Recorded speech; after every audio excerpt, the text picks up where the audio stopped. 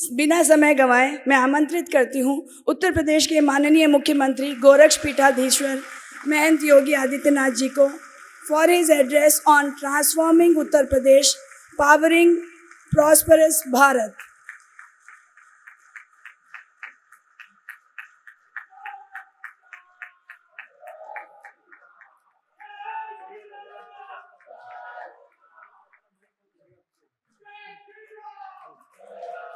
माननीय योगी जी, कुंभ के लोगो वाली शॉल जो है और कुंभ का लोगो स्वामी विज्ञानानंद जी को भेंट कर रहे हैं।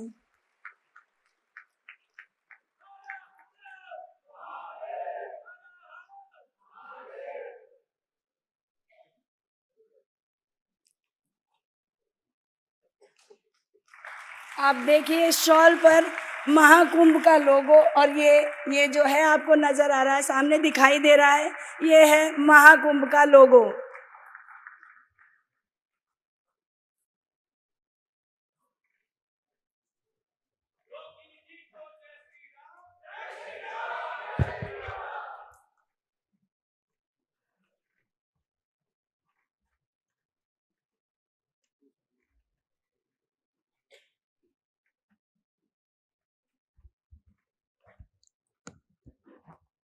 भारत माता की, भारत माता की, भारत माता की। वंदे वंदे। नमः पार्वती पतिये हर हर।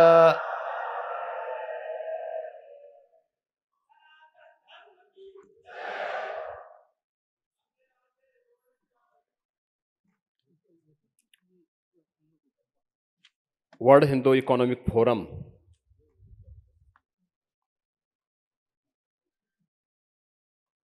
के विचारक और निरंतर इस दिशा में चिंतनशील जो व्यक्तित्व है और पिछले कई वर्षों से उनके इन कार्यों को बहुत नजदीक से मुझे देखने का अवसर प्राप्त हुआ है, ऐसे आदरणीय स्वामी विज्ञानानंद जी, आयोजन समिति के सचिव श्री रविकांत मिश्र जी, राष्ट्रीय स्वयंसेवक संघ मुंबई महानगर के संचालक श्रीमान सुरेश भगेरिया जी, श्रीमान स्वदेश खेतावत जी,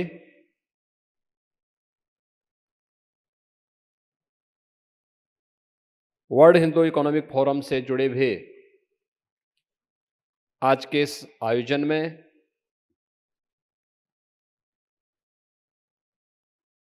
देश और दुनिया से आए हुए सभी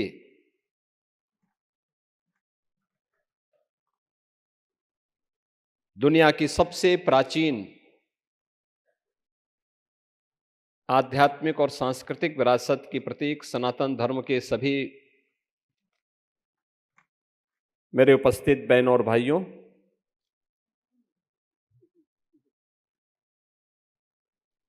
मैं सबसे पहले आप सबका हृदय से अभिनंदन करता हूं। मर्यादा पुरुषोत्तम प्रभु श्री राम की पावन धरा, लीला बिहारी भगवान श्री कृष्ण की पावन धरा, बाबा विश्वनाथ की पावन धरा और गंगा और यमुना की पावन धरा से आपके बीच आया हूं। आप सबको मैं जय जय श्री राम करता हूं। मैं आभारी हूं स्वामी विज्ञानानंद जी का।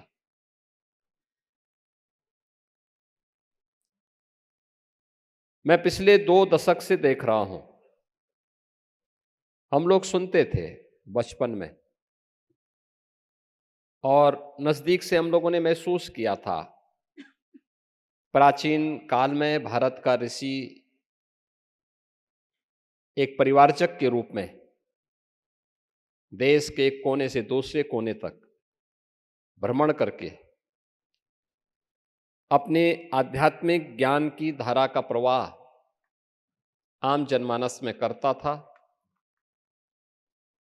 वहां की परिस्थितियों का बारीकी से अध्ययन करता था और फिर स्थान स्थान पर संतों के, ऋषि मुनियों के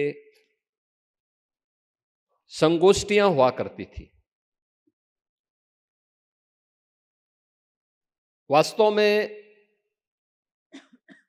हम आज से 3,500 वर्ष पहले की उस संगोष्ठी की चर्चा भी करते हैं, जब उत्तर प्रदेश के नैमिषारण्य में 88,000 ऋषि मुनियों ने भारत की वैदिक ज्ञान की परंपरा को एक धरोहर के रूप में सजोने के लिए उसे लिपिबद्ध करने का काम किया था। कुंभ की ये जो हमारी आध्यात्मिक परंपरा है, यह भी भारत की ऋषि परंपरा और ज्ञान की परंपरा की वह धरोहर है, जहां पे देश और समाज की ज्वलंत समस्याओं पर चर्चा करने और आगे के कार्यक्रमों के लिए, आगे की व्यवस्था के लिए रोड मैप तैयार करने के लिए, उस समय की राज व्यवस्था को संचालन करने के लिए व्यापक स्तर पर ऋषि मुनियों के चिंतन शिविर लगा करते थे।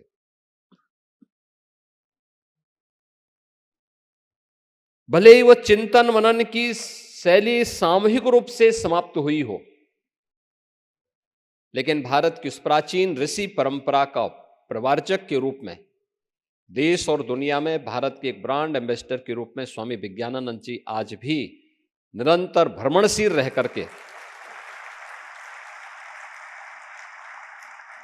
उसी निष्ठा के साथ, उसी तत्परता के साथ, मान सम्मान की चिंता के बगैर निरंतर कार्य कर रहे हैं। और वर्ल्ड हिंदू इकोनॉमिक फोरम उनके उसी चिंतन का, उनके उसी परिश्रम का एक परिणाम है, जिसमें अभी कुछ वर्ष पूर्व मुझे आने का एक बार अवसर प्राप्त हुआ था। आज फिर उसी किस बृहद रूप को मैं यहां पर देख रहा हूं। मैं इस अवसर पर उनका अभिनंदन करता हूं, आप सबका भी हृदय से अभिनंदन करता हूं, स्वागत करता हूं। आयोजन समिति का मैं हृदय से धन्यवाद करता हूं कि जब हर व्यक्ति व्यस्त हो चुका है और मुंबई जैसे महानगर में व्यक्ति के लिए समय निकालना, वह सब कुछ कर सकता है, समय नहीं दे सकता।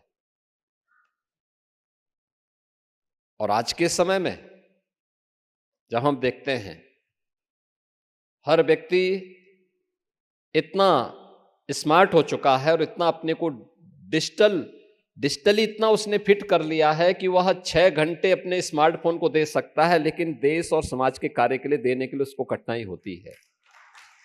उन स्थितियों में आप सब आए हैं, लगातार कई सत्रों के माध्यम से इन मुद्दों पर चर्चा किए हैं, वह सचमुच सराहनीय भी है और अभिनंदनीय भी। आज यहां पर जिन मुद्दों पर हम चर्चा करने के लिए आए हैं, वह मुझे उत्तर प्रदेश की कायाकल्प में और उत्तर प्रदेश समृद्ध भारत के निर्माण में क्या योगदान करेगा, इस मुद्दे पर मैं बोलूंगा। लेकिन उससे पहले अच्छा होगा कि उसकी पृष्ठभूमि और उसकी आधारशिला कहां से होती है।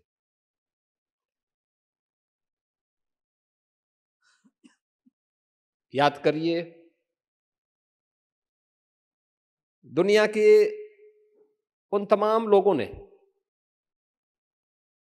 जो पहले भी नहीं चाहते थे, आज भी नहीं चाहते, भारत का सम्मान हो, भारतवासी अपनी परंपरा पर गौरव की अनुभूति कर सके। जो लोग पहले भी नहीं चाहते थे, उनके वारिस आज भी नहीं चाहते। पहले विदेशी ताकतें इसमें बैरियर बनती थी, आज उन्हीं के मानस पुत्र उसमें वारिस, उसमें बैरियर बनने को तत्पर दिखाई देते हैं। और मैं आपके सामने उसी बात को रखना चाहूंगा। हम राम राज्य की बात करते हैं। राम राज्य कैसा? दैहिक दैविक भौतिक तापा, राम राज्य का हो नहीं व्यापा। यानी जिसमें तीनों प्रकार के दुख के लिए, तीनों प्रकार की दरिद्रता के लिए, दैहिक दैविक और भौतिक,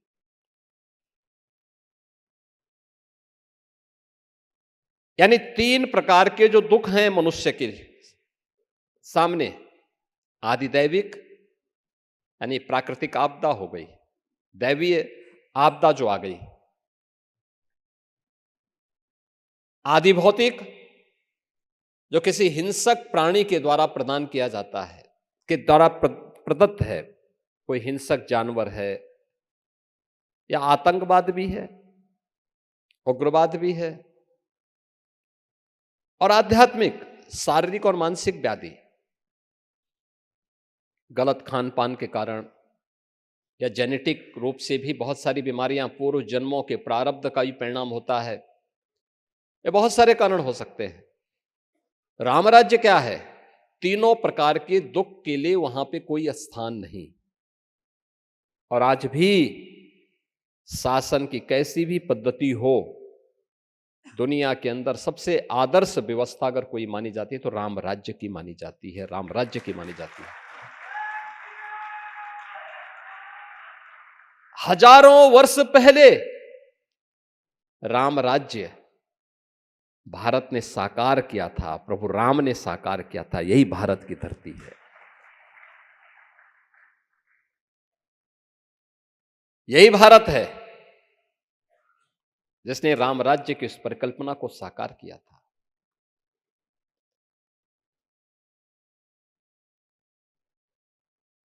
आज से 5000 वर्ष पहले महाभारत का युद्ध हुआ था। महाभारत का महाप्रबंध महाकाव्य रचा गया था। भगवान वेदव्यास कहते हैं, दुर्लभम भारती जन्म मानुषम तत्र दुर्लभम। भारत में जन्म लेना दुर्लभ है, और उसमें भी मनुष्य के रूप में जन्म लेना तो और भी दुर्लभ है।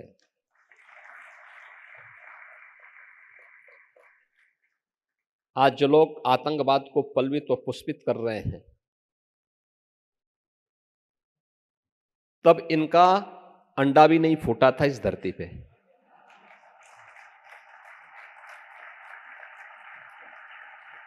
आप अनुमान करिए, ये लोग हमारी विरासत पर दावेदारी करते हैं जब इनका कहीं अता पता नहीं था, बीज भी नहीं फूटा था, तब ये विरासत हमारी थी। और उसी महाभारत में भगवान वेदव्यास एक जगह कहते हैं, जब महाभारत जैसा महाप्रबंध काव्य रचा गया, पूछा गया ये क्या है इसमें, तो उन्होंने एक बात कही थी कि धर्मे अर्थे च कामे च मोक्षे च भरतर्षभ यदि हास्ति त्वदन्यत्र यन्ने हास्ति न त्वत्क्वचित्। यानी धर्म अर्थ काम और मोक्ष, जो ये चार मानवीय पुरुषार्थ हैं, इनसे संबंधित जो कुछ भी पूरी दुनिया के अंदर है वह इस महाकाव्य में है, और जो इसमें नहीं वो दुनिया में कहीं नहीं मिलेगा, कहीं नहीं मिलेगा। आप मुझे बताओ, आप मुझे एक बात बताओ, क्या कोई दलिद्र व्यक्ति इस प्रकार का दावेदारी कर सकता है क्या? क्या कोई दलिद्र देश राम राज्य की परिकल्पना को साकार कर सकता है क्या? ये तो मैंने रामायण काल की बात कर दी, ये मैंने महाभारत काल की बात भी कर दी। दुनिया के अंदर आज की सभ्यता संस्कृतियां जितनी भी हैं, ये सब उसके बाद पनपी है। और ये सच है, वैदिक काल रहा हो, महाभारत काल रहा हो, रामायण काल रहा हो, महाभारत का काल रहा हो, उपनिषदों का और पुराणों का कालखंड रहा हो, इनमें केवल एक सभ्यता और एक संस्कृति थी, और वह थी सनातन धर्म के रूप में जिसे हम मानते हैं, सनातन जिसको हम मानते हैं, वही था, वही था। लेकिन उसने कभी ये नहीं कहा कि मैं श्रेष्ठ हूं, उसने ये नहीं कहा कि मेरी अधीनता स्वीकार करो, उसने कभी तलवार के बल पर किसी को वशीभूत नहीं किया, किसी का भूखंड नहीं हड़पा। याद करिए ना, भगवान राम कृष्ण कंधा पर विजय प्राप्त करते हैं, राज्याभिषेक सुग्रीव का करते हैं। लंका पर विजय प्राप्त करते हैं, राज्याभिषेक विभीषण का करते हैं। और जब लक्ष्मण को सोने की लंका अच्छी लगी, उन्होंने कहा भैया कुछ दिन रुका जाए यहां पे, अरे इतनी मेहनत हुई है तो कुछ तो उन्होंने फिर एक बात कही कि अपि स्वर्णमयी लंका नमे लक्ष्मण रोचते, जननी जन्मभूमि से स्वर्गादपि गरीयसी। यानी जननी और जन्मभूमि, उन्होंने यही कहा था कि ये लक्ष्मण याद रखना, ये सोने की लंका मुझे कतई रुचती नहीं है, यानी मेरी रुचि का नहीं है विषय।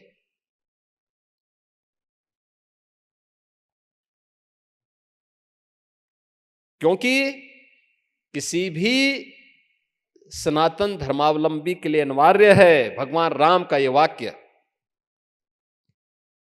कि मां और यानी जन्म देने वाली मां और जन्मभूमि, ये दोनों की तुलना किसी से नहीं की जा सकती है। और भारत हमारी जन्मभूमि है। अपनी मातृभूमि की और अपनी मां की रक्षा करना, अपनी मातृशक्ति की रक्षा करना हम सब भारतीयों का दायित्व है। और इस दृष्टि से आज हम सब यहां पर उन्हीं मुद्दों पर चर्चा करने के लिए बैठे हुए। ये वास्तव में आपका एक कुंभ है। आप में से कोई उद्योगपति होगा, कोई बिजनेसमैन होगा, कोई किसी सामाजिक सांस्कृतिक संगठन से जुड़ा हुआ पदाधिकारी होगा। कार्य का क्षेत्र वह हो सकता है, लेकिन चिंतन का शैली वही है जो भारत की ऋषि परंपरा की शैली थी। हम एक साथ बैठेंगे, चिंतन करेंगे, अपने मुद्दों को रखेंगे, फिर एक निष्कर्ष पर पहुंचेंगे और फिर अपने देश और अपने समाज के लिए जो उपयोगी है उसे प्राप्त करने के लिए आगे बढ़ेंगे।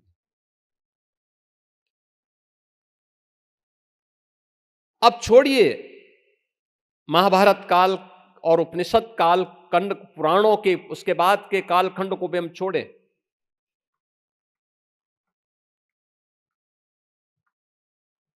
आपने वह समय भी देखा है, उसके बारे में भी इतिहास में सुना है। ईस्वी सन के पहले आज दक्षिण पूर्व एशिया के तमाम देश और दुनिया के तमाम देश बुद्ध को अपना इष्ट मान करके उनकी पूजा करते हैं। बुद्ध का जन्म हुआ कहां था? यही तो भारत की धरती है। उनसे जुड़े हुए सभी स्थल भारत में हैं। भगवान बुद्ध ने ज्ञान प्राप्त किया गया बिहार में, पहला उपदेश दिया सारनाथ उत्तर प्रदेश में, सर्वाधिक चातुर्मास सन्यासी परंपरा, सन्यास की परंपरा में सर्वाधिक चातुर्मास बरसात का जो 4 माह का कालखंड होता है वो सर्वाधिक व्यतीत किए वस्त्रावस्ती उत्तर प्रदेश में। भगवान बुद्ध से जुड़े हुए अन्य महत्वपूर्ण स्थल, चाहे वह कौशाम्बी हो या संकिसा, ये उत्तर प्रदेश में। और महापरिनिर्वाण भी जिस धरती पर लिया था वह कुशीनगर भी उत्तर प्रदेश में। और भगवान बुद्ध के महापरिनिर्वाण के कई 100 वर्षों के बाद इस देश के अंदर अशोक सम्राट बनते हैं। उन्होंने बौद्ध परंपरा में दीक्षित हुए और उन्होंने भारत ही नहीं दक्षिण पूर्व एशिया के तमाम देशों में, श्रीलंका में भी अपने पुत्र को, अपनी पुत्री को भेजा था। बौद्ध पंथ की दीक्षा देने के लिए, उपदेश देने के लिए। चंद्रगुप्त मौर्य को कौन नहीं जानता? अब ईस्वी सन के बाद से हम चलते हैं, पहली सदी से लेकर के 15वीं सदी तक दुनिया की अर्थव्यवस्था में भारत की जो हिस्सेदारी थी, ये मैं अपनी ओर से नहीं बोल रहा हूं, ये तमाम जो यूरोप से जुड़े हुए विद्वान हैं वे भी इस बात को स्वीकार करते हैं कि दुनिया की अर्थव्यवस्था में भारत की हिस्सेदारी 40% से अधिक थी, 40% से अधिक, और ये लगातार 15वीं सदी तक चलता रहा। ये केवल कृषि के क्षेत्र में नहीं था। ये सही बात है कि भारत ग्रामीण अर्थव्यवस्था का देश माना जाता है, आज भी माना जाता है। दुनिया की सबसे अच्छी उर्वरा भूमि हमारे पास मौजूद है, सब कुछ हमारे पास है, लेकिन भारत ने उस कालखंड में, आखिर फाइन टेक्सटाइल भी तो भारत ने ही पैदा किया था। आपने वह दृश्य देखा होगा जब 22 जनवरी को प्रधानमंत्री मोदी जी अयोध्या में राम मंदिर का निर्माण करने वाले श्रमिकों का सम्मान कर रहे हैं। एक प्रधानमंत्री मोदी जी हैं जो श्रमिकों के श्रम का सम्मान करके उनके ऊपर पुष्प वर्षा कर रहे थे, और दूसरी तरफ वे भी शासक थे कि ताजमहल बनाने वाले कारीगरों के हाथ काट दिए जाते हैं। आपके सामने है एक आज का भारत है जो अपनी श्रम शक्ति का सम्मान करता है, उन्हें हर प्रकार का संरक्षण देता है, और दूसरा वह भी समय था जब ऐसे श्रमिकों के हाथ काट करके फाइन क्लॉथ की परंपरा को पूरी तरह समाप्त करके उस विरासत को पूरी तरह नष्ट कर दिया गया था। और ये लगातार होता रहा। याद करिए, तब तक भारत में हमले शुरू हो चुके थे और लगभग 500-600 वर्ष भारत पे हमलों के हो चुके थे। कई बर्बर जातियों ने भारत पे तब तक हमला करके भारत की धर्म स्थलों को अपवित्र करना प्रारंभ कर दिया था। लगातार चलता रहा, ये 10वीं सदी से लेकर के और लगातार ये चलता रहा। इसमें कौन नहीं आया? इसमें गुलाम वंश भी आया, इसमें मुगल भी आए, इसमें तमाम अन्य विदेशी आक्रांत आते गए, तुर्क भी आए, तमाम अन्य लोग इसको लेकर के अपने कार्य को आगे बढ़ाते रहे। और उस सब के बावजूद भारत का शेयर 16वीं सदी तक आते आते यह अगली एक सदी में यानी 17वीं सदी तक आते आते भारत 25% वर्ल्ड इकोनॉमी में शेयर रखता था। और बाकी तो ब्रिटिशर ने तो इतना शोषण किया, इतना करते करते कहां तक लेके गए। आज 2014 के पहले की आप बात करें तो भारत की स्थिति क्या थी? पहचान का संकट आ रहा था। सबसे बड़ी आबादी के देश में, दुनिया का सबसे बड़ा लोकतंत्र रखने वाला भारत, दुनिया की दूसरी सबसे बड़ी आबादी के देश में एक पहचान का संकट खड़ा कर दिया गया था। हम तो आभारी हैं प्रधानमंत्री मोदी जी के, और हर भारतवासी को होना चाहिए कि पिछले 10 वर्ष में कैसे और किन तामसिक जड़ताओं से उभार करके भारत को एक नए भारत का दर्शन मोदी जी ने करवाया, जिसे आज हम कह सकते हैं एक भारत श्रेष्ठ भारत। एक भारत श्रेष्ठ भारत का आज हम दर्शन कर रहे हैं। और ये एक भारत श्रेष्ठ भारत इसलिए बन रहा है, याद रखना, हर देश की अपनी एक केमिस्ट्री हो सकती है, होगी, धरती की होती है, व्यक्ति की होती है, याद रखना, भारतवासियों की जो केमिस्ट्री है वह एक साथ तब बढ़ती है जब हम विरासत और विकास का समन्वय करके आगे बढ़ते हैं, एक साथ आगे लेकर के चलते हैं। और वही विजन मोदी जी ने देश को दिया है। हम अपनी विरासत को विस्मृत करके एक सुदृढ़ अर्थव्यवस्था के रूप में, वर्ल्ड इकोनॉमिक पावर के रूप में अपने आप को स्थापित नहीं कर सकते। हमें अपनी विरासत को लेकर चलना पड़ेगा, उसको मजबूती के साथ आगे बढ़ाना पड़ेगा। और यही आपने देखा होगा, 70 वर्षों में भारत केवल 10वीं 11वीं अर्थव्यवस्था बन पाया था, और मोदी जी ने अगले 10 वर्ष में भारत को दुनिया की 5वीं बड़ी अर्थव्यवस्था बना दिया। और ये मान के चलिए 2027 में भारत दुनिया की तीसरी बड़ी अर्थव्यवस्था बनेगा, तीसरी बड़ी अर्थव्यवस्था बनेगा।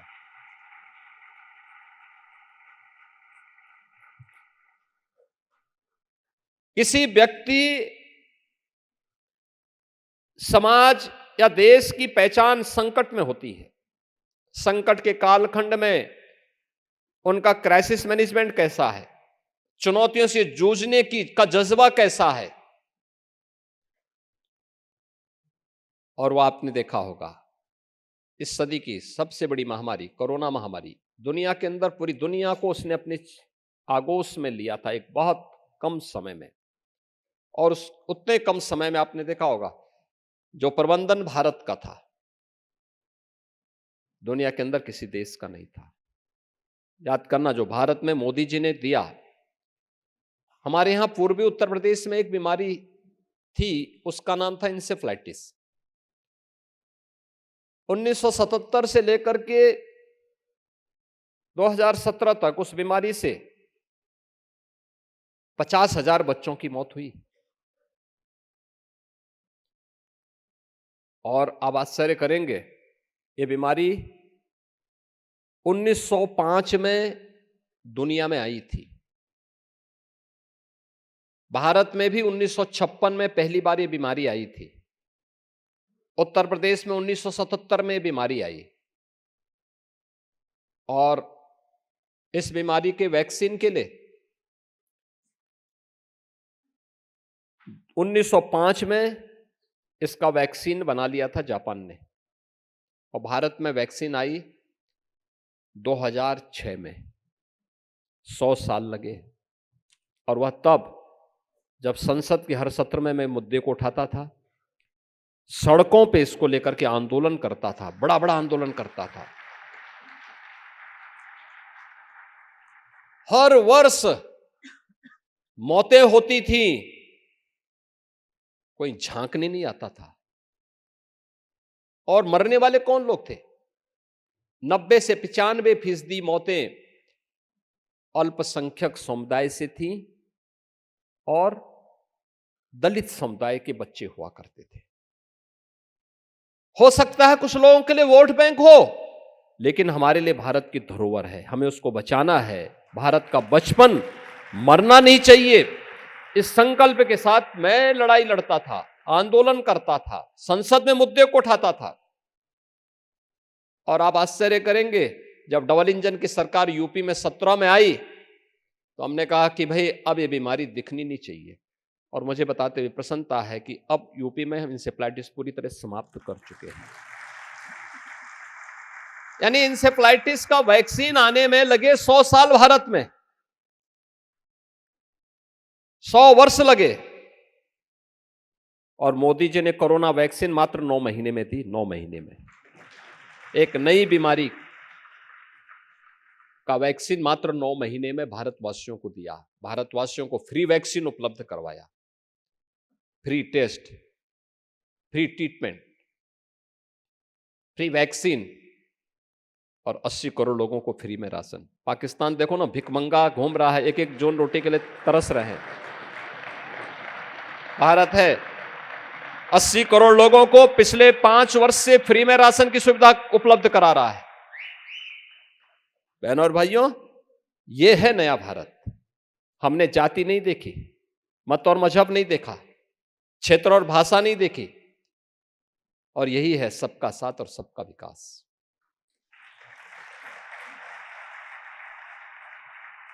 एक भारत श्रेष्ठ भारत की इस परिकल्पना को आगे बढ़ाने के लिए जो कार्य इस दौरान हुए, वह विरासत और विकास के बेहतरीन समन्वय से ही संभव है।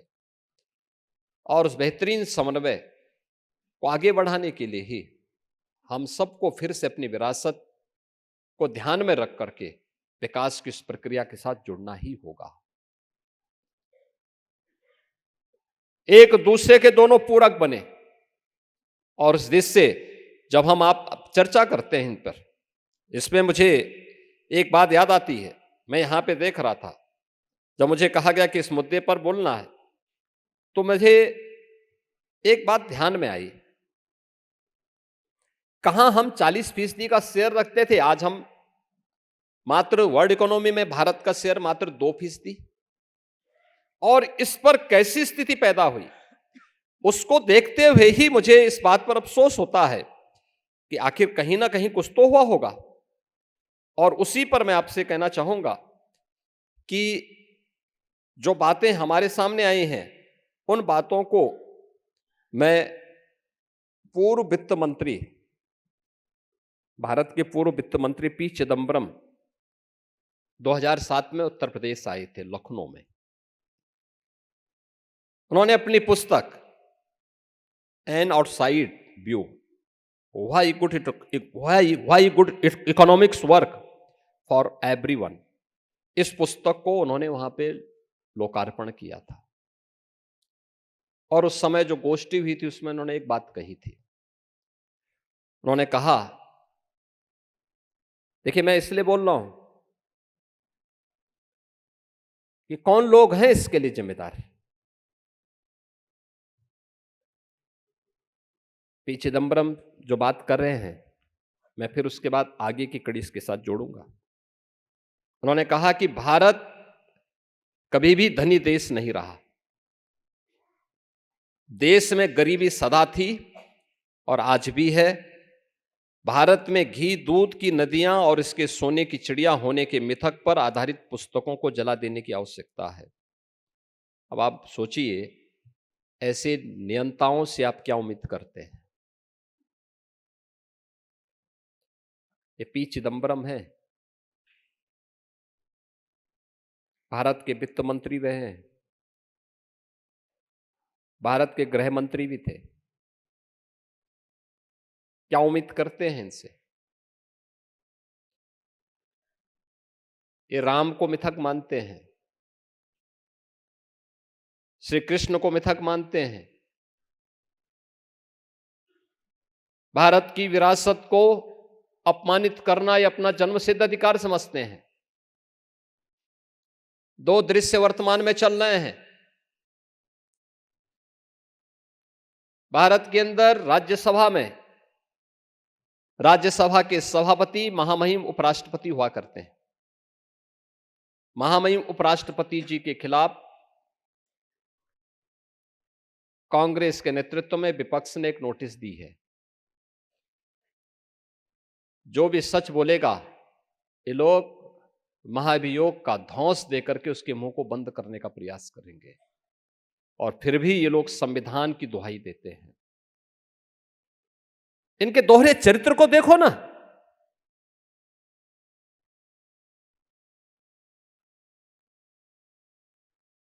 इलाहाबाद उच्च न्यायालय के एक माननीय न्यायमूर्ति ने एक बात कही। उन्होंने कहा, समान नागरिक संहिता तो होनी चाहिए, और दुनिया के अंदर तो बहुसंख्यक समाज की भावनाओं का सम्मान हर हाल में होती है। अगर दुनिया में होती है तो भारत में अगर बहुसंख्यक समाज के हितों की चर्चा कोई कर ले, उस सच्चाई को कोई बोलता है, कौन सा अपराध हो गया।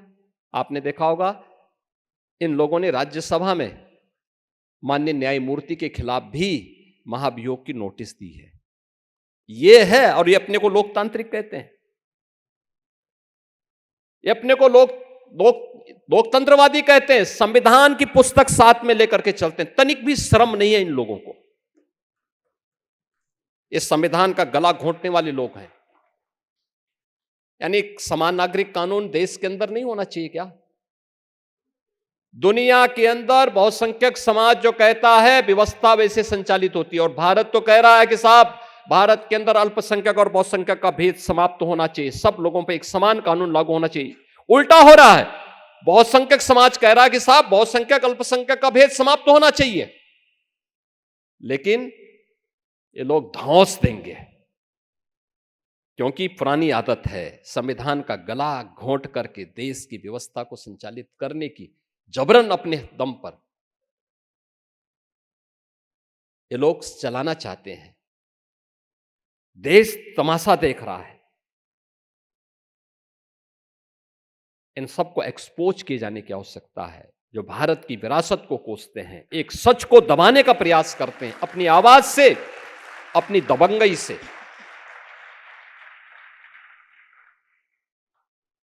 आप सोचिए, इन लोगों ने कहा राम हुए ही नहीं।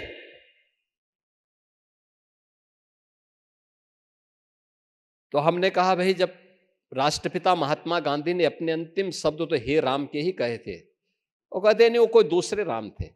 अब मुझे बताओ कौन राम थे? अरे राम तो एक ही हुए, वो अयोध्या में पैदा हुए थे, महाराज दशरथ के पुत्र थे। पूरा देश, पूरी दुनिया उसी रूप में राम को जानती है। कृष्ण मथुरा में पैदा हुए। आज भी आप देखेंगे कंस का जो कारागार है उसकी दीवारें आज भी दिखाती हैं 5000 वर्ष पुरानी उसकी जेल की दीवारें आज भी नकारते हैं। ऐसे ही भारत को नकारने वाले लोग भारत की सभ्यता को, भारत की संस्कृति को, भारत की भाषा को, भारत की परंपरा को, भारत की मातृशक्ति को, भारत से जुड़ी हुई हर चीज को नकारने का प्रयास करते हैं। भारत के गौरव को कमतर करने का, हर स्तर पर कमतर करने का प्रयास इनका होता है। और जब ये लोग रहेंगे तब यही स्थिति होती रहेगी। बहनों और भाइयों, इस मुद्दे पर मैं इसलिए कह रहा हूं, पी चिदंबरम ने 2007 में बात कही थी, और मैंने इसलिए रामायण की चर्चा की, महाभारत की चर्चा की।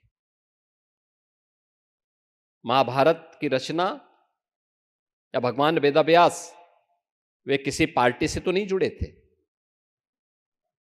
ऐसा भी नहीं कि वे राष्ट्रीय स्वयंसेवक संघ से या भाजपा से जुड़े रहे होंगे।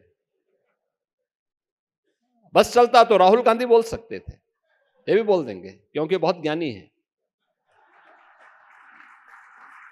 वे भी बोल देंगे कि उन्होंने इसलिए लिखा क्योंकि उन्होंने राष्ट्रीय स्वयंसेवक संघ की शाखा में बात सीखी होगी इसलिए बोल दिया। राहुल गांधी जैसा विद्वान तो ये बोल ही सकता है। और इसीलिए मैं इस बारे में इसलिए मैं इस बात को कह रहा हूं कि लोग वह हर कार्य करेंगे, और वही उदाहरण मैंने 2 आपके सामने दिए हैं। महामहिम राष्ट्रपति जी के प्रति, आखिर महामहिम राष्ट्रपति जी अपनी योग्यता के बल पर, अपने क्षमता के बल पर आज उपराष्ट्रपति के पद पर देश की एक संवैधानिक मर्यादा का पालन करते हुए देश की उच्च सदन का संचालन कर रहे हैं। और इसमें बुराई क्या है भाई? सदन का संचालन कुशलता पूर्वक हो, चेयरमैन के रूप में ये उनका है, वह अपने कर्तव्यों का निर्वहन कर रहे हैं, लेकिन वे कर्तव्यों का निर्वहन न कर सकें। सबसे पहली तो इस बारे में उनको चिंता है, विरोधियों की इस बात की चिंता है कि एक किसान का पुत्र इतने बड़े पद पर कैसे चला गया, क्योंकि ये तो एक परिवार विशेष की बपौती हुआ करती थी। सारे लोग उसी परिवार से हों, उन्हीं के उससे खानदान से हों, बाकी और कहीं से नहीं आ सकता। और दूसरा, अगर एक न्यायमूर्ति के रूप में भी और एक नागरिक के रूप में भी दुनिया की सच्चाई को अगर किसी सामाजिक संगठन के, सांस्कृतिक संगठन के मंच के माध्यम से रखते हैं तो उनको भी धौंस दी जाती है। इस धौंस का जवाब क्या है? और इसका जवाब आप हैं, समाज है, ये देश है जिसको खड़ा होना चाहिए, नंगा करना चाहिए इन लोगों को जो लोग सच को दबाने का प्रयास कर रहे हैं। सच को दबाने का प्रयास कर रहे हैं, क्योंकि एक शुरुआत है। याद करिए, ये यहीं पे नहीं था। इससे पहले सत्र प्रारंभ होने के पहले, संसद सत्र प्रारंभ होने के पहले ये आवाज निकली थी कांग्रेस के मंच से कि श्री राम जन्मभूमि मंदिर का शांतिपूर्ण समाधान निकालने वाली सुप्रीम कोर्ट के उन जजेस के प्रति भी इन्होंने इस प्रकार की, उन मान्य न्यायमूर्तियों के प्रति भी इस प्रकार की टिप्पणी की थी इन लोगों ने। यानी ये लोग नहीं चाहते थे कि अयोध्या में राम मंदिर के से संबंधित विवाद का समाधान हो। और चूंकि मैं तो उत्तर प्रदेश में हूं, कहते थे, डराते थे, कहते थे अरे अयोध्या में कोई फैसला हो गया तो खून की नदियां बहेंगे। अबे हमने कहा फालतू बात करी, मच्छर नहीं मरने वाला है, दंगे फसाद की बात करते हो।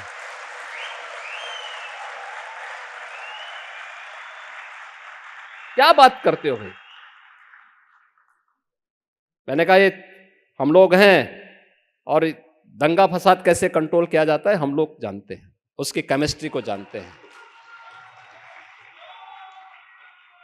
आज आप देख रहे होंगे, यानी सामान्य दिनों में कहीं चेन स्नेचिंग की घटना हो जाती होगी, कहीं धक्का मुक्की हो जाती होगी। जब 9 नवंबर 2019 को माननीय उच्चतम न्यायालय ने श्री राम जन्मभूमि से संबंधित फैसला दिया था, आप आश्चर्य करेंगे, उस दिन उत्तर प्रदेश में एक भी घटना नहीं घटित हुई, कोई घटना नहीं घटित हुई।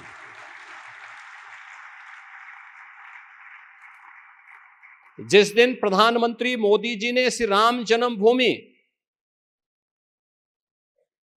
मंदिर का शिलान्यास किया था, भूमि पूजन का कार्यक्रम संपन्न किया था 5 अगस्त 2020, कोई घटना कहीं नहीं घटित हुई। 25 करोड़ की आबादी का उत्तर प्रदेश है और 22 जनवरी 2024 को जिस दिन 500 वर्षों के बाद रामलला विराजमान हुए, उस दिन भी उत्तर प्रदेश में सबसे शांतिपूर्ण और उल्लासपूर्ण दिवस था।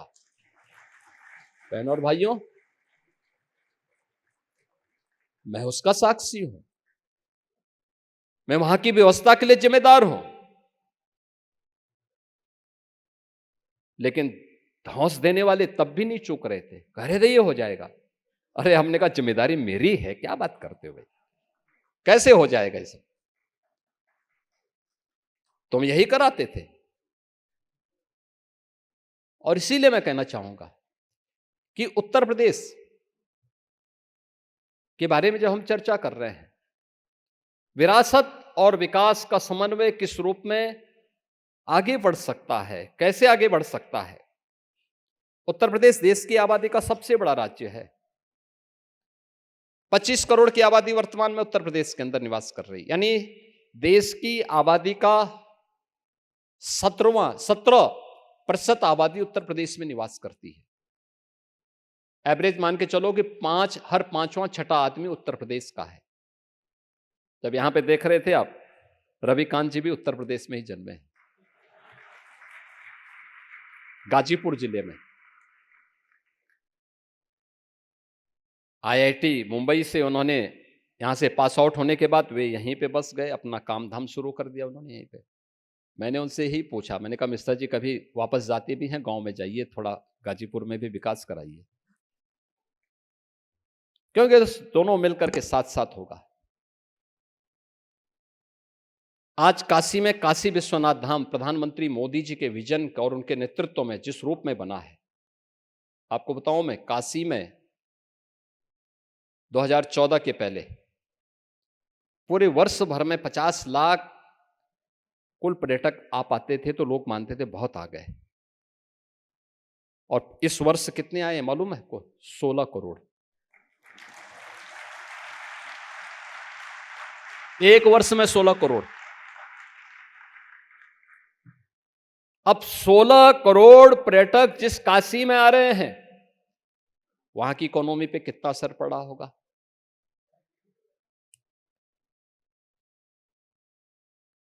आपने देखा होगा पूरी एक साइकिल है, तो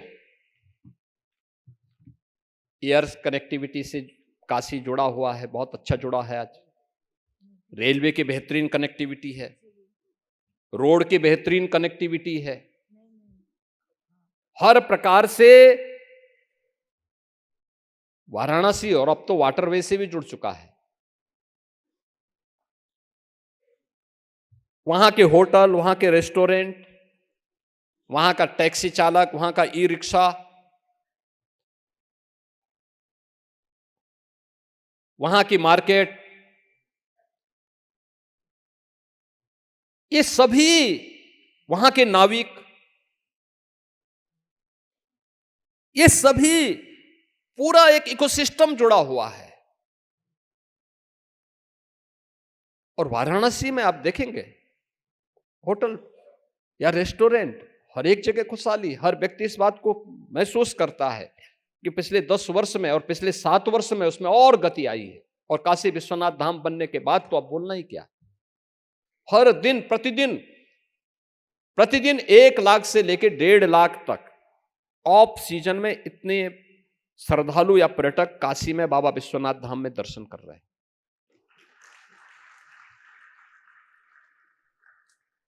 अयोध्या में 2017 के पहले अयोध्या में बिजली मिलती थी 4 घंटे। गलियां थी, संकरी गलियां थी। स्नान करने के लिए राम जी की पेड़ी थी। राम जी की पेड़ी में पानी तो आता था, जाता नहीं था, वहीं पे जमता था, वहीं सड़ता था। उसी सड़े हुए पानी में लोग स्नान करते थे। गंदगी का ढेर, बड़ी दुर्व्यवस्था थी। और आज जब वहां पे प्रधानमंत्री जी के विजन के अनुरूप कार्य करना प्रारंभ किया, 4 लेन की कनेक्टिविटी के साथ जोड़ा गया, रेलवे की कनेक्टिविटी के साथ जोड़ा गया, एयरपोर्ट वहां बनाया गया, इंटरनेशनल एयरपोर्ट आज वहां कार्य कर रहा है। और अब उसी अयोध्या में जहां बामुश्किल वर्ष भर में 20-25 लाख श्रद्धालु आते थे, उसी अयोध्या में यह अब 12 करोड़ पूरा कर रहा है। और मान के चलिए कि आने वाले समय में यह संख्या वहां पर भी 16 करोड़ और उससे ऊपर ही जाने वाली है। एवरेज 1 से 1.5 लाख श्रद्धालु प्रतिदिन अयोध्या दर्शन करने के लिए आ रहा है। यह स्थिति मथुरा वृंदावन की है। अभी तो हम लोग उधर पूरा गए भी नहीं है।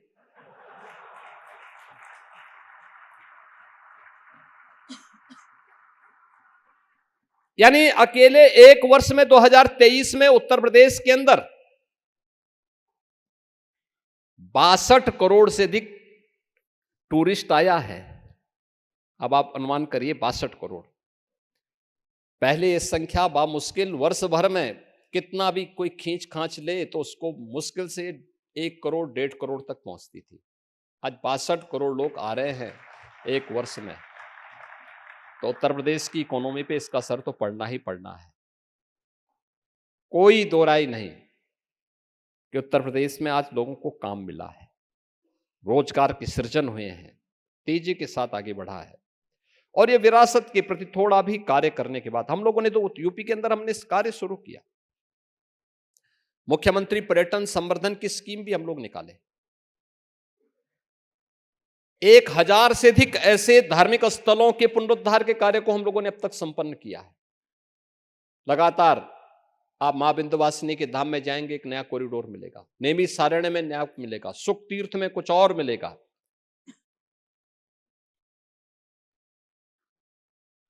अन्य चित्रकूट में आप जाएंगे, वहां पर भी महर्षि वाल्मीकि की जन्मस्थली लालापुर में भी, संत तुलसीदास जी की जन्मभूमि राजापुर में भी, प्रयागराज में कल ही प्रधानमंत्री जी थे। दिव्य और भव्य कुंभ को डिजिटल कुंभ के रूप में स्थापित करने के कार्यक्रम को अंतिम उस पर लेके हम वर्तमान में चल रहे हैं। ये तभी संभव है जब विरासत को ध्यान में रख करके हम लोगों ने कार्य करना प्रारंभ किया। और आज परिणाम क्या है? यही उत्तर प्रदेश जहां के सामने पहचान का संकट था, जहां लोगों के सामने पहचान का संकट था। हर दूसरे दिन एक बड़ा दंगा होता था। 2017 में जब हम लोग उत्तर प्रदेश में आए थे, हमारी सरकार बनी थी, उत्तर प्रदेश में तब तक 1 दर्जन कस्बे ऐसे थे जहां पर हिंदू पलायन कर चुका था।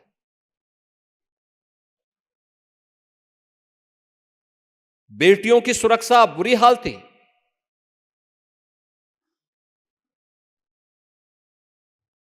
कोई बैलगाड़ी लेकर के जा रहा है या भैंस गाड़ी लेकर के जा रहा है। पश्चिमी उत्तर प्रदेश में बहुत सारी जगह ऐसी होती थी कि अगर उसने कहीं पे पान खाने के लिए, चाय पीने के लिए वह कहीं रुका तो कुछ देर के बाद देखता था कि भैंस या बैल दोनों गायब हो जाते थे। ये हाल थे और दिन दहाड़े होता था, कोई सुनवाई नहीं होती थी। सड़कें ऐसी थी, पता ही नहीं लगता था सड़क है या गड्ढा है, या सड़क है या खेत है, पता ही नहीं लगता था। बिजली आती ही नहीं थी। मैंने पहले कहा ना कि ऐसी स्थिति बना दी गई थी। हम लोग भी एक बात बोलते थे, लोग पूछते थे उत्तर प्रदेश, हम लोग उस समय कहते थे यार देखो, अगर हमें विरासत के रूप में पूछोगे तो भगवान राम का जो उत्तर प्रदेश है, बाबा विश्वनाथ का जो प्रदेश है, भगवान श्री कृष्ण का जन्म जिस प्रदेश में हुआ है, मां गंगा सर्वाधिक दूरी जिस प्रदेश को अपनी कृपा बरसाती है, मां यमुना की कृपा जिस प्रदेश पर है, मां सरयू की कृपा जिस प्रदेश में, वही उत्तर प्रदेश है। लेकिन अगर आप राजनीतिक रूप से पूछेंगे तो मैं बोलूंगा कि जहां से आप भारत के अंदर अगर किसी देश से घुसते हैं, अगर दिन में घुसेंगे, किसी राज्य से घुसेंगे, तो जहां से सड़कों पे गड्ढे शुरू हो जाएं, खेत और सड़क का पहचान न हो, ये मान के चलिए कि उत्तर प्रदेश में आप आ गए। रात्रि के समय अगर आप चल रहे हैं, अंधेरा जहां से शुरू हो जाए, मान के चलिए उत्तर प्रदेश की सीमा शुरू हो गई है। आज उसको बदला गया है। इसके लिए कार्य प्रारंभ हुए, अनेक स्तर पर, सरकार के स्तर पर कार्य प्रारंभ हुए। और हम लोगों ने पहले दिन से कहा था भाई हम अपनी विरासत का सम्मान करेंगे, विरासत को संरक्षित करते हुए प्रदेश के विकास का एक रोड मैप तैयार किया गया। और पहले दिन ही बता दिया गया था कि भाई देखो, इस बात को सुनिश्चित करेंगे कि हमारी अपराध और अपराधियों के प्रति जीरो टॉलरेंस की नीति होगी। प्रदेश के अंदर अपराध और अपराधियों के लिए कोई स्थान नहीं होगा। जो सुधरना चाहते हैं हम उनको पूरा मौका देंगे। लेकिन अगर कोई ये मान के चलेगा कि अपराध की जो पुरानी शैली थी और सत्ता का संरक्षण प्राप्त होगा, तो नोट करना कि अपराधी भी और उसका आका भी, ये दोनों गिरफ्त में होंगे। और फिर वह स्थिति होगी कि उसकी कल्पना आने वाली 7 पीढ़ियां उनकी फिर देखने की हिम्मत नहीं करेगी इधर। और आज मुझे बताते हुए प्रसन्नता है, हमारी सरकार धीरे धीरे करके 8वें वर्ष में प्रवेश कर चुकी है। 8 वर्ष में कोई दंगा नहीं, कोई अव्यवस्था नहीं, कोई अराजकता नहीं, कोई गुंडागिर्दी नहीं। पर्व और त्योहार शांतिपूर्ण तरीके से आयोजित हो रहे हैं। सुरक्षा का एक बेहतरीन माहौल दिया गया। लेकिन हमें इसके लिए रिफॉर्म करने पड़े। रिफॉर्म करेंगे तो स्वाभाविक रूप से इसके लिए तमाम स्तर पर प्रयास करने पड़ेंगे, और प्रयास किए गए। आज उसके परिणाम भी सामने आए हैं। उत्तर प्रदेश के अंदर हर एक सेक्टर पे हमने काम करना प्रारंभ किया। हम लोग जब आए थे 10वीं आर्थिक अर्थव्यवस्था थी यूपी, जनसंख्या में नंबर 1 था, अर्थव्यवस्था 10वीं थी। आज हम देश की अर्थव्यवस्था की नंबर 2 की अर्थव्यवस्था है उत्तर प्रदेश, और 9.2% का शेयर भारत की जीडीपी में यूपी दे रहा है। इसके लिए लगातार प्रयास करने पड़े, और डबल इंजन की सरकार का लाभ उत्तर प्रदेश को प्राप्त हुआ। लेकिन इसमें पिक एंड चूज नहीं हुआ। सरकार ने पॉलिसीज बनाई, हर एक सेक्टर पर ध्यान दिया। उत्तर प्रदेश तो प्रकृति और परमात्मा का प्रदेश है। हम बार बार इस बात को कहते थे। क्या नहीं उत्तर प्रदेश में है? दुनिया की सबसे फर्टाइल लैंड हमारे पास, सबसे अच्छी, कृषि भूमि, सबसे अच्छा जल संसाधन, यानी उत्तर प्रदेश में 11% देश की कुल कृषि योग्य भूमि, यानी 17% आबादी देश की यूपी में निवास करती है, लेकिन कृषि योग्य भूमि केवल 11% है। लेकिन उत्तर प्रदेश में प्रोडक्शन होता है भारत के कुल खाद्यान्न उत्पादन का 20% से अधिक शेयर उत्तर प्रदेश अकेले अपनी धरती से उपलब्ध करा करके देता है। और जल संसाधन 86% भूमि हमारी ऐसी है जिसमें सिंचाई की बेहतरीन सुविधा है। ये आज उत्तर प्रदेश के अंदर आप देख सकते हैं, इसका विस्तार हो रहा है। पिछले 7 वर्ष में हम लोगों ने 23 लाख हेक्टेयर भूमि को अतिरिक्त सिंचाई की सुविधा भी उपलब्ध करवाई। इकोनॉमिक ग्रोथ उत्तर प्रदेश का बहुत आगे बढ़ा। लेकिन इस सब के साथ साथ हम मान सकते हैं, बहुत सारे लोग कहेंगे कि साहब भारत की इकोनॉमी इसलिए आगे थी क्योंकि भारत का एग्रीकल्चर के फील्ड में अकेले भारत ही इसमें कार्य करता था। नहीं, हमारे पूर्वजों ने सूक्ष्म लघु मध्यम उद्यम और कुटीर उद्योग में बहुत काम किया। जब उत्तर प्रदेश में मुझे मौका मिला कि मुझे कार्य करना है उत्तर प्रदेश में मुख्यमंत्री के रूप में, मेरे सामने चैलेंज था कि हमारी जो कार्यशील पूंजी है, यहां का यूथ, यहां का युवा, इसका क्या होगा। क्योंकि उत्तर प्रदेश एक ऐसा प्रदेश है जिसकी 56 से लेकर 60% तक की आबादी ऐसी है जो युवा है, वर्किंग फोर्स है। इस वर्किंग फोर्स को कैसे हम कार्य देंगे। नौकरी, हम सरकारी नौकरी जितनी होगी वो देंगे, वो लाखों में होगी, लेकिन ये जो हमारी फोर्स है, ये वर्किंग फोर्स, यह करोड़ों में है। रोजगार के सृजन विकसित करने पड़ेंगे। रोजगार के अवसर, हर व्यक्ति खेती में नहीं जा सकता, हर व्यक्ति सरकारी नौकरी में भी नहीं जा सकता, हर व्यक्ति विरासत के साथ गाइड बन करके केवल उसी के साथ भी नहीं जुड़ सकता, अन्य भी कार्य ढूंढने पड़ेंगे। फिर हम लोगों ने उत्तर प्रदेश के अंदर इसका एक सर्वे करवाया, एक मैपिंग करवाई कि भाई देखो हमारी परंपरागत उद्यम क्या है। 75 जनपद हैं यूपी के अंदर, और 75 में से 57 जनपद ऐसे मिले थे जिनके पास अपना यूनिक प्रोडक्ट था। यूनिक प्रोडक्ट था, जैसे भदोई की कारपेट, जैसे मुरादाबाद का ब्रास का,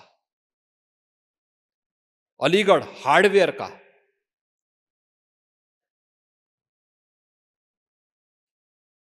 सहारनपुर वुडन वर्क का, फिरोजाबाद ग्लास का, वाराणसी सिल्क का, गोरखपुर टेराकोटा का। ऐसे ही 57 जनपद ऐसे थे जिनके पास अपनी यूनिक प्रोडक्ट थी। लेकिन पिछली सरकारों के कारण वह कहां थी, कहां पहुंच रही थी, हतोत्साहित थी, निराश थी, हताश थी, बंदी की कगार पर थी। लखनऊ का चिकनकारी, ये सब हताश और निराश थे। कोई प्लेटफॉर्म नहीं, सरकार के स्तर पर कोई प्रोत्साहन नहीं। सरकार अपने को समाजवादी कहती थी, लेकिन बर्किंघम की बग्गी में बैठ करके अपने को गौरवान्वित महसूस करती थी।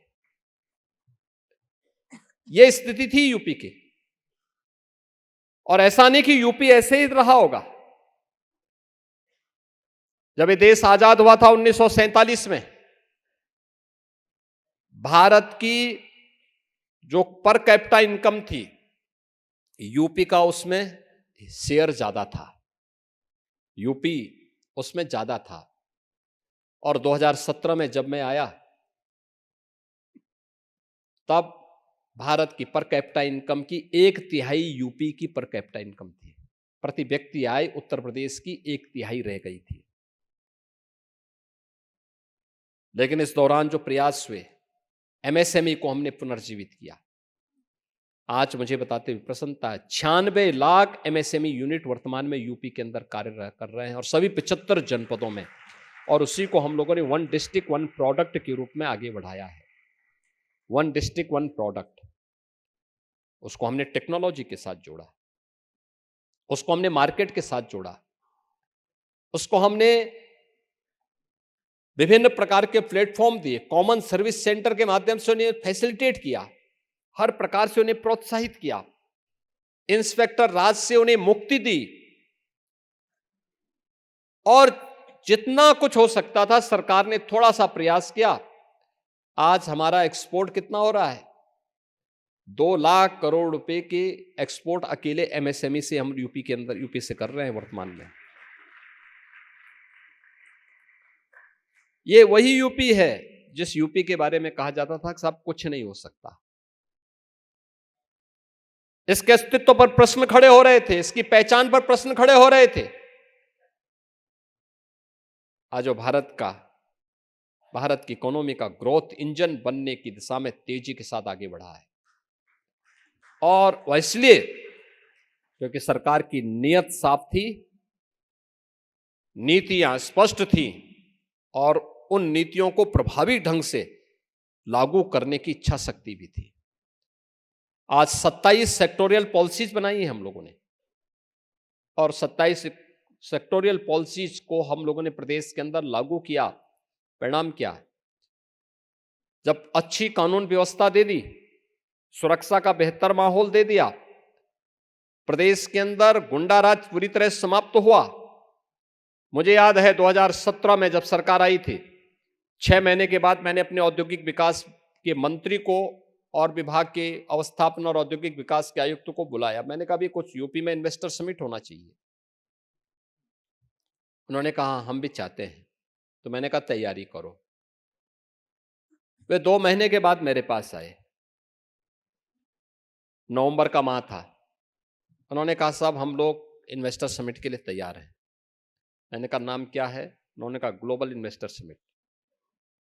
मैंने कहा टारगेट क्या है? उन्होंने कहा साहब 20,000 करोड़। वे हमने कहा 20,000 करोड़ तो 20,000 करोड़, तो इस नाम बदलो पहले इसका। ग्लोबल का मतलब ग्लोबल की तरह बड़ा भी होना चाहिए। तो मैंने कहा इसका नाम यूपी इन्वेस्टर समिट कर दो या इन्वेस्टर समिट करो, और लोअर लिमिट इसकी 2 लाख करोड़ रखो। तो हंसे मुझ पर, कहा अरे साहब 2 लाख करोड़ कहां से यूपी में आएगा? मैंने कहा बड़ा सोचो, थोड़ा बड़ा बनो, पुरानी परंपराओं को छोड़ दो, आगे बढ़ो थोड़ा।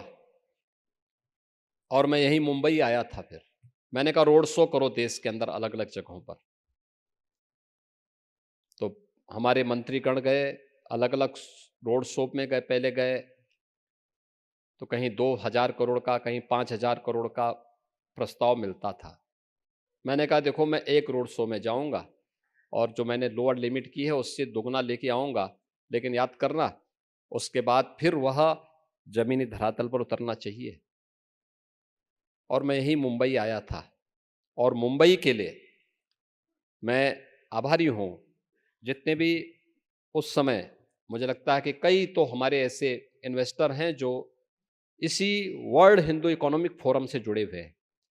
इन लोगों ने रुचि दिखाई, बड़े सम्मेलन कराए, और परिणाम क्या था? मैं जब आया था तो उस दिन मुझे केवल 2.5 लाख करोड़ रुपए के निवेश के प्रस्ताव अकेले यहाँ मुंबई से प्राप्त हुए थे। और जब हम लोगों ने लखनऊ में पहला इन्वेस्टर समिट फरवरी 2018 में किया था, 4,67,000 करोड़ रुपए के प्रस्ताव प्राप्त हुए। हम लोगों ने उसमें से 3 लाख करोड़ को सफलतापूर्वक निवेश करवाया। और अगले 5 वर्ष के अंदर जब हम लोगों ने अपना दूसरा इन्वेस्टर समिट किया तो उसका नाम हमने ग्लोबल इन्वेस्टर समिट रखा, और उसमें हमारे पास प्रस्ताव आए हैं 40 लाख करोड़ रुपए, 40 लाख करोड़ के। ये वही प्रदेश है जहां कोई आना नहीं चाहता था, आज हर कोई आना चाहता है। ये वही प्रदेश है जिसके सामने पहचान का संकट था, आज कोई पहचान का संकट नहीं है। ये वही प्रदेश है जहां पलायन होता था, आज हर व्यापारी सुरक्षित है। कस्बे में जहां से इंदु पलायन कर गया था वापस आकर के अपना बिजनेस कर रहा है। यूपी के अपराधी या तो पलायन कर चुके हैं या राम नाम सत्य है की यात्रा में जा चुके हैं, वह भी। और इसीलिए ये पूरी तत्परता के साथ कार्य करते हुए, लेकिन इसके लिए हमें पॉलिसी बनानी पड़ी, इंफ्रास्ट्रक्चर देना पड़ा। इंफ्रास्ट्रक्चर, गंगा एक्सप्रेसवे हमारी बन रही है, 25 में बनकर के तैयार हो जाएगी। गंगा एक्सप्रेसवे बनने के बाद देश के अंदर एक्सप्रेसवे में यूपी का, अकेले यूपी का शेयर 55% हो जाएगा। 55%। एयरपोर्ट वर्तमान में यूपी के अंदर 20 एयरपोर्ट हम लोग संचालित कर रहे हैं, जिसमें से 4 इंटरनेशनल हैं और उसमें भी एक नया एयरपोर्ट हम अप्रैल में प्रारंभ करने जा रहे हैं, जो एशिया का सबसे बड़ा एयरपोर्ट होगा, गौतम बुद्ध नगर जिले में जेवर का। देश का लॉजिस्टिक हब का सबसे बड़े केंद्र के रूप में हम वहां एक विकसित भी करने जा रहे हैं। यूपी में आज क्या नहीं है? डिफेंस कॉरिडोर की मैन्युफैक्चरिंग यूपी के अंदर तेजी के साथ विकसित हो रहा है। 13 एक्सप्रेसवे के साथ देश के 55% एक्सप्रेसवे यूपी के अंदर मौजूद है। एयर कनेक्टिविटी है। इनलैंड वाटरवे देश का नंबर 1 यूपी के अंदर। सबसे अधिक मेट्रो संचालित जिस राज्य के अंदर हो रही है वो यूपी के अंदर हो रही है। देश की पहली रैपिड रेल यूपी के अंदर। और ये सभी आगे बढ़ाते बढ़ाते अब यूपी भारत के ग्रोथ इंजन के रूप में स्थापित कर होने के साथ ही $1 ट्रिलियन की इकोनॉमी के लिए कार्य कर रहा है। मैंने आपको बताया ना, पर कैपिटा इनकम यूपी की, देश की पर कैपिटा इनकम की 1/3 रह गई थी, और आज हम लोग उसके आसपास पहुंच रहे हैं। हम लोग आए थे जब 12 से 17 के बीच में विरोधी दलों की सरकारें यूपी के अंदर थी। यूपी की जो जीडीपी थी वह मात्र 12.5 से 13 लाख करोड़ की थी, और मार्च 25 में यूपी 32 लाख करोड़ रुपए की इकोनॉमी बनेगा। इसलिए एक नए भारत का नया उत्तर प्रदेश प्रधानमंत्री मोदी जी की उन परिकल्पनाओं को साकार कर रहा है, जो उनका विजन है उसको मिशन के रूप में लेकर के प्रभावी ढंग से आगे बढ़ा रहा है। और मैं आप सबको आमंत्रित करूंगा, एक बार यूपी आइए, और यूपी आने का अच्छा अवसर आपके सामने सबसे अच्छा होगा 13 जनवरी से 26 फरवरी के बीच में महाकुंभ प्रयागराज 25 आ रहा है। मैंने इसलिए स्वामी जी को आमंत्रण दिया, क्योंकि इस वर्ल्ड हिंदू इकोनॉमिक फोरम की आत्मा वे हैं। तो मैंने सबसे पहले उनको वहां सम्मान दिया है, और सम्मान देकर के मैंने आप सबको उन्हीं के साथ उनका सम्मान करके आमंत्रित भी किया है कि आप लोग पधारें वहां। इस सम्मेलन, इस प्रकार के आयोजन महाकुंभ के आयोजन के साथ जुड़ने चाहिए, वहां पर होने चाहिए। हिंदू इकोनॉमी पे वहां पे भी चर्चा होनी चाहिए। क्यों नहीं होनी चाहिए? एकदम होनी चाहिए। और प्रयागराज जैसे स्थल पर नहीं होगा तो कहां होगा? क्योंकि विरासत और विकास का बेहतर समन्वय का सबसे अद्भुत केंद्र होगा प्रयागराज। कुंभ, जो लोग कहते हैं, जो भगवान राम को, भगवान कृष्ण को मिथक मानते थे, भारत को सोने की चिड़िया और दूध और घी की नदियां यहां बहती थी, इसके बारे में कहते हैं ऐसे ग्रंथों को जला देना चाहिए। उस दूषित मानसिकता के लोगों ने कुंभ को गंदगी का पर्याय बनाया था, भगदड़ का पर्याय बनाया था, असुरक्षित किया था। कुंभ भव्य और दिव्य भी हो सकता है, स्वच्छता, सुरक्षा और सुव्यवस्था का मानक भी गढ़ सकता है। यह 2019 में यूपी के अंदर आपने देखा होगा। और आस्था और आधुनिकता का प्रतिमान स्थापित हो, यह प्रयागराज कुंभ मां गंगा, मां यमुना और मां सरस्वती की इस त्रिवेणी पर 2025 में होने वाले इस महाकुंभ के अवसर पर प्रत्येक सनातन धर्मावलंबी को आमंत्रित करते हुए हमारा अनुमान है, जो अभी तक पब्लिक का रिस्पांस भी है, वे सभी लोग इस बात को मानते हैं और मेरा मानना है हम हर एक को आमंत्रित करेंगे। मेरा अनुमान है कि 40 करोड़ श्रद्धालु प्रयागराज कुंभ में आएगा। कुंभ की व्यवस्था को भी